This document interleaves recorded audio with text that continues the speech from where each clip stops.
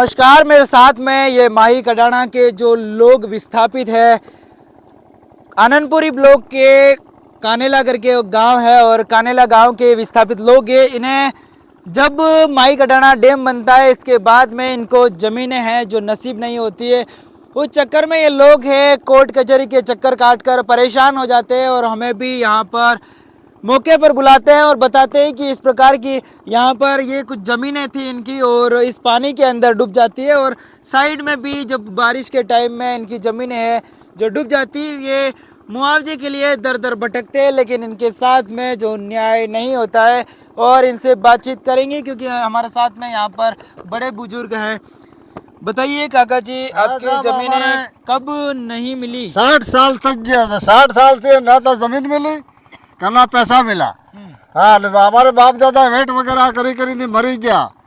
अरे हमारे सरकार को हम तो नेता जब वोट ले आवे तो नेता आवी ने पूछे मेरे ने एमपी हारा आवे थे ने पसा था जाजे पहाड़ पे हाँ नेता तो वोट मारे है ना हमारे लोग गुजरात में जाई जाए ता माल में हाथे पड़ी पड़ी ने मरी गए घना तो हमने को खबर तो 1 क्विंटल 2 क्विंटल कागज आज कोर्ट ने फैसला दे दिया।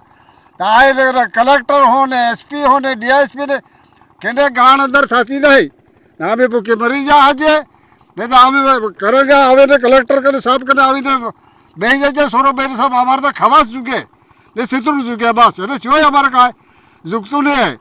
हमको ज़मीन दो, ज़मीन दे तो पैसा दो।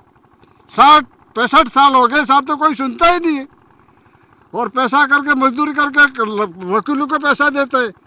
फैसला करवाया तो 10 कलेक्टर निकल गया तो कोई सुनता नहीं हमारा। अच्छा हाँ, 10 कलेक्टर निकल गए साहब और बहाना बनाते और देता तो सुनते ही नहीं है। मालविया साहब है दे करते ही बिल पूछड़ी कहते साहब है नहीं हमारा कहीं कहने साहब करने जाए पैके लागी मरी जा। अच्छा हाँ सब क्या कमाते क्या लागी मरी जा तो हमारे को हम तो ले तो नहीं हमें न दे हमारे गोली बार करोगे मारो गोलो रखी तो कहना बात है मरीजे काशी ना हारे तो पसंद तो रोक जाए तो मांगे नहीं तो परेशान नहीं करे भी जो था सही।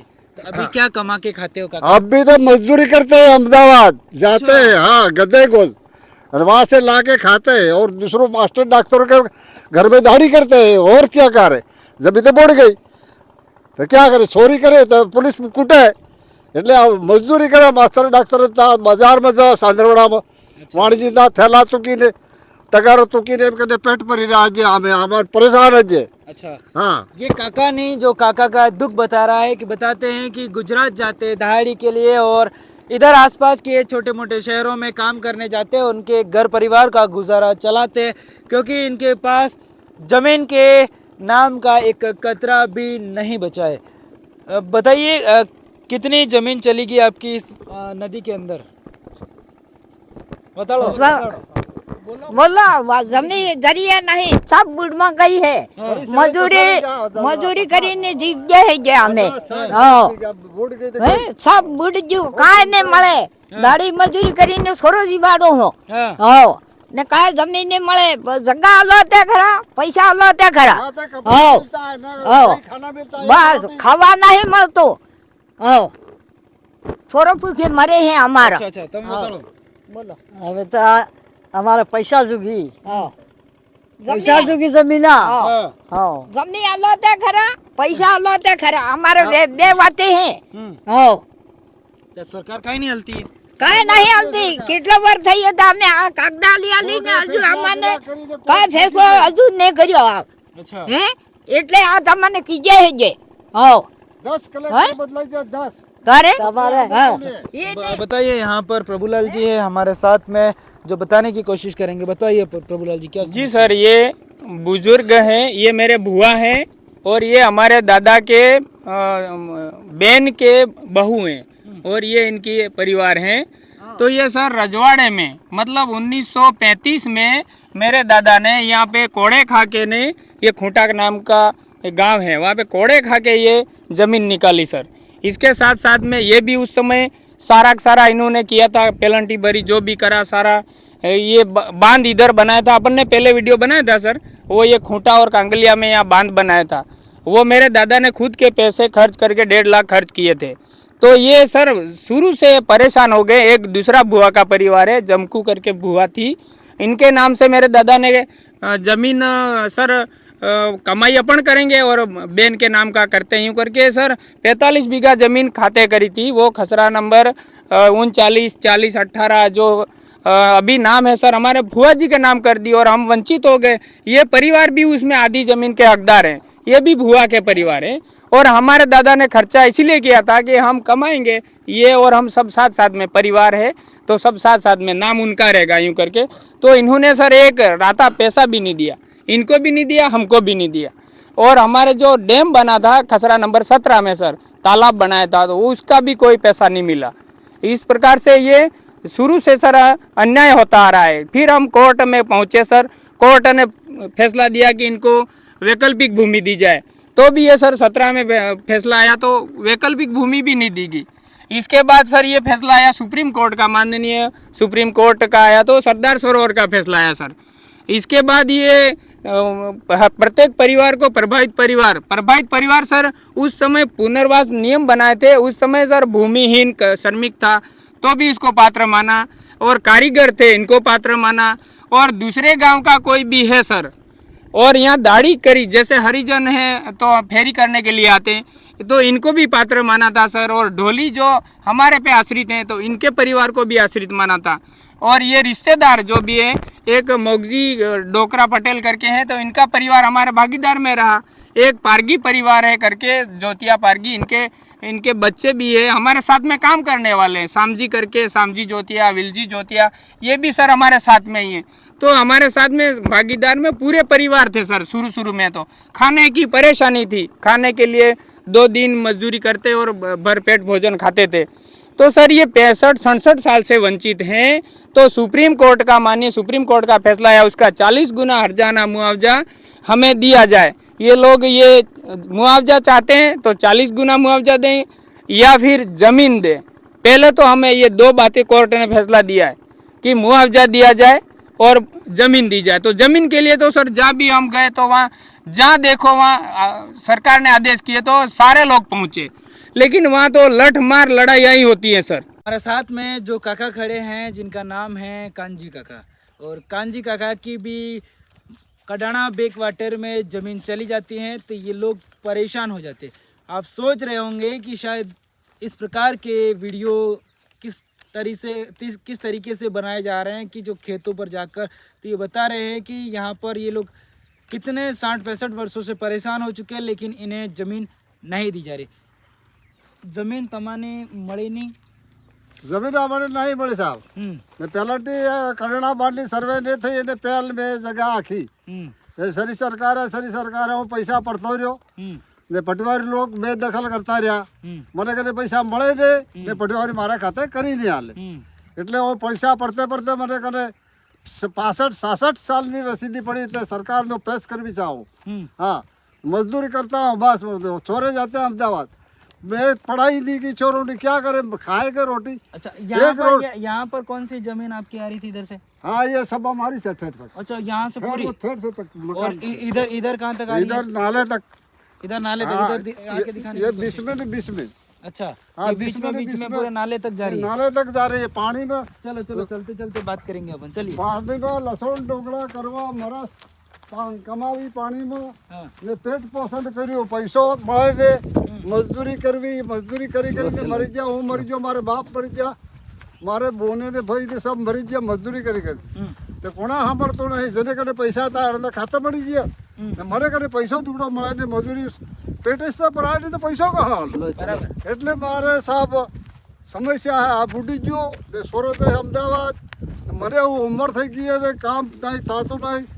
आज टके ने काले टके रोटो મળે, एक रोटो 2 ડોહવાટી ખાધા હરતે જીવા है એને वैसे तो कटोला बाल पर जाई बूढ़ी जाऊँ यार तो गोली मारो आवा मारी देखो तो बीजो करेगा जाई दे आखे साफ करे मलवा साफ जी करे जाई दे अरज करी के થઈ જાય કાજી ભાઈ બસ એટલે કે સાબે કઈ થચા કરી આલો કોણે કરી આલતું નહીં એટલો પરેશાન હો દાતા કટોલામાં બૂટી જો हो करो परेशान हो। सोरो बहरे सब सोरो नी बारे हो मारी बारे उम्र सही मजदूरी थाती नहीं, पेट पोषण हरते था आ थोड़े सांभळतो नहीं। कोर्टे फैसलो आलजो एने कागदा आलजो ते एक 2 क्विंटल कागज आज ये कलेक्टर पर आई बात है जितना कलेक्टर था हट दे जाई जाई पैके लागा होगा शांति रखो होगा शांति रखो हाँ साहब आवे मजुड़ा रूपा जहुड़ा रूपा जीवा रूपा कांजी इर्जी आवे बड़ी दे जिब्बा बदले बड़ा थकी पानी ले जाओ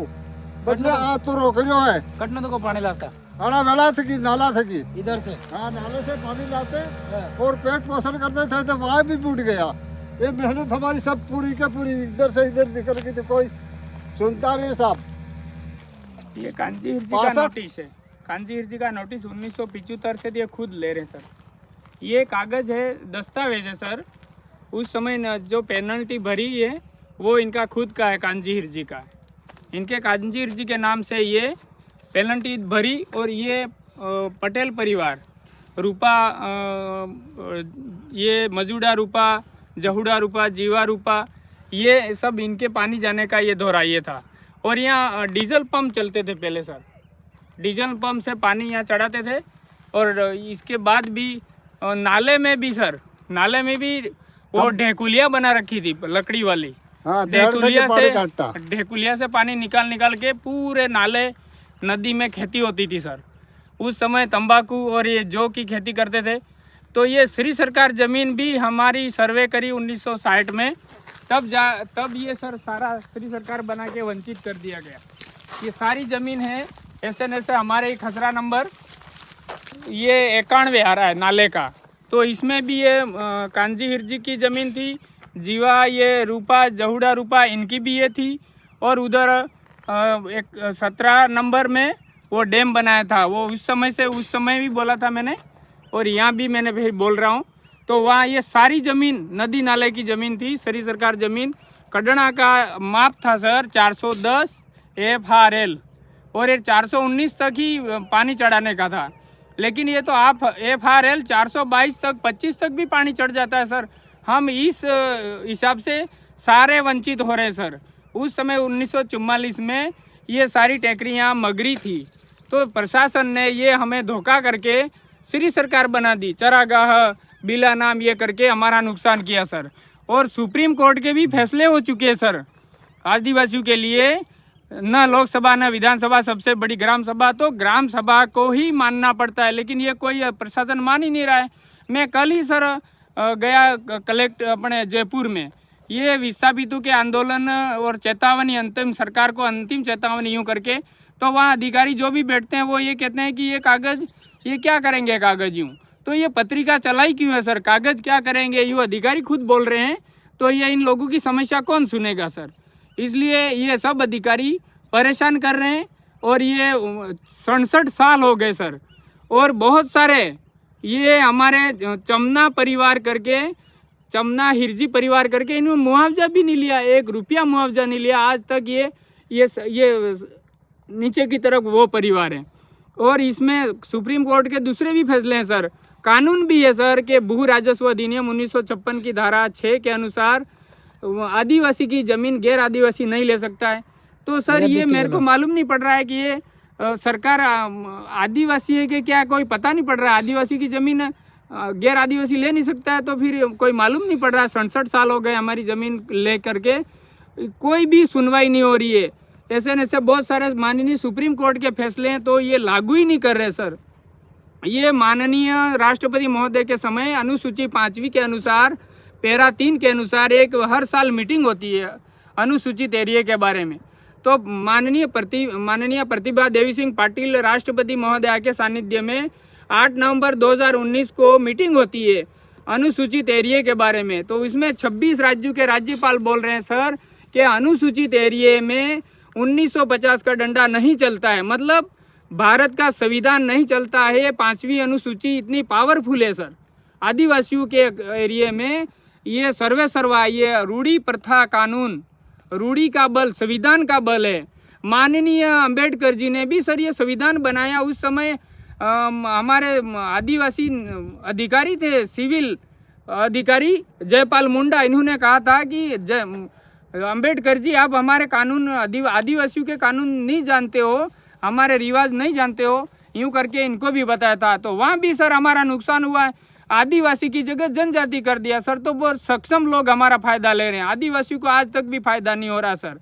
आरक्षण हो या कोई और हो, नौकरी में हो या कहीं भी हो, जनजाति शब्द लिख दिया हमारे आदिवासियों का, तो इसकी वजह से हमारा बहुत ही नुकसान हो रहा है सर। हम ये ज़्यादा इसमें सुप्रीम कोर्ट के फैसले भी ये नहीं मान रहे हैं।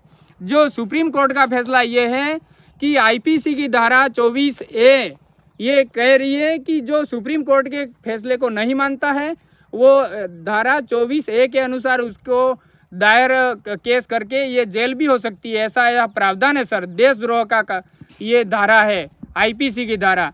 और सीआरपीसी की धारा है सर, उसमें भी हमारा अनुच्छेद 366(10) में प्रावधान है कि रूढ़ी प्रथा, आदिवासियों की रूढ़ी प्रथा के खिलाफ नहीं जा सकता है सीआरपीसी और आईपीसी, ये भी उसमें प्रावधान है सर। तो भी ये भी कोई सुन ही नहीं रहा है कि ये रूढ़ी प्रथा इनका इतना संविधान का बल है, लेकिन ये आदिवासियों की बात कोई सुन ही नहीं रहा है। कानून के बारे में बहुत सारे कागज हैं सर, ये कितने बताऊं, इसमें पूरा थैला भर के मैं घूम रहा हूँ साथ साथ में।